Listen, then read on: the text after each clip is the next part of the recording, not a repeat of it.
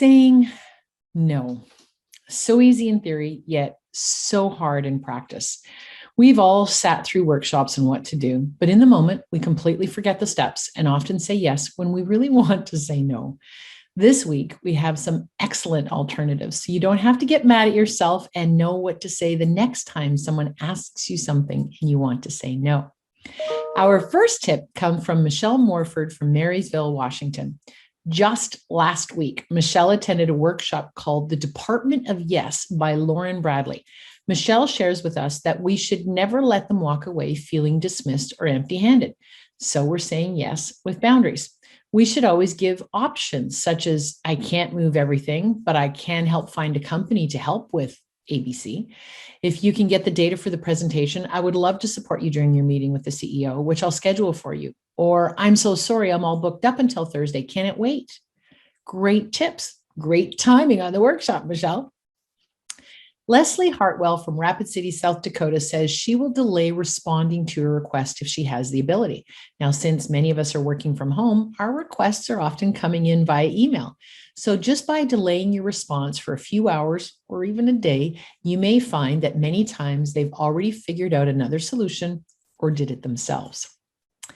Carolyn Soderberg from Barrie, Ontario tells us to be honest. If you have too much on the go, then simply say that to them.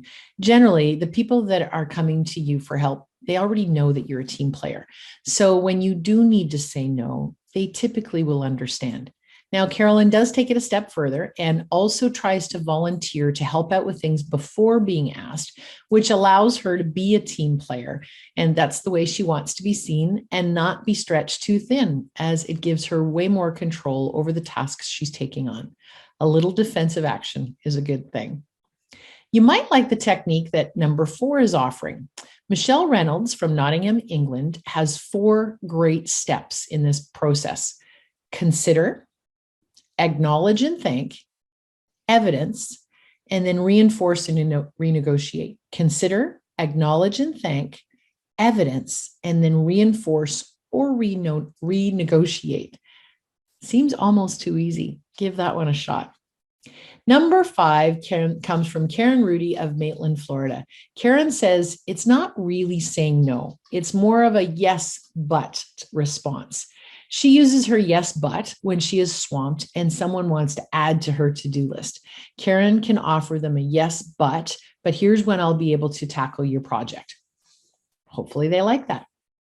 Carol Very from Victoria, BC is able to delegate back the decision-making to the people asking her to get things done.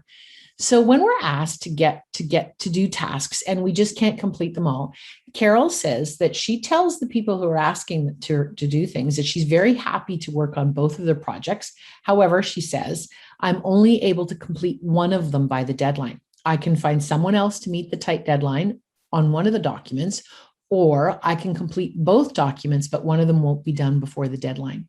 Which would you prefer? So she delegates that back. Now, if you have a clear executive that you support and someone else is asking you to do something and you want to say no, follow our tip from Lisa Olson-Tilley from Naperville, Illinois. Lisa says to respond to the request with a line, something along the lines of, I'll let my manager know that you're requesting my assistance and see if their project can be delayed. You can be sure many requests will disappear with that well-played line. Good one. Number 8 comes from Janet Stewart from Ottawa, Ontario. Janet says that she provides alternatives, which she is willing to do. So it could be as simple as, I'm not available tomorrow, but I could meet with you on Friday, or I can't do ABC, but I can do XYZ. Janet says that giving options works well for her. Works well for me too. Christopher Musso from Toronto, Ontario says that when he wants to say no because he's too busy, instead, he also does the yes, but provides a completion ETA that is within his abilities.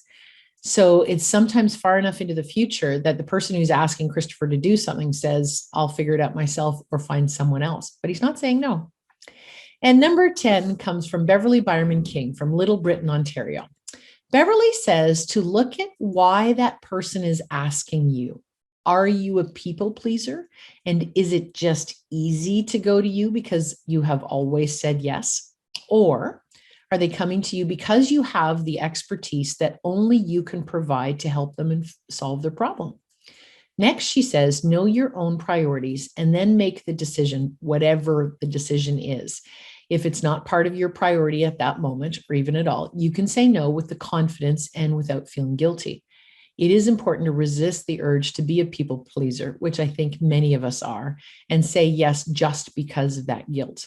If the task is part of your priorities, then you decide if you can do it or do it later, as some of the others have suggested. Lots of good tips. 10 ways to say no. I'm not going to say that any of them are easy, but there's 10 different approaches that we can take when someone wants us to do something and we just can't. Good luck.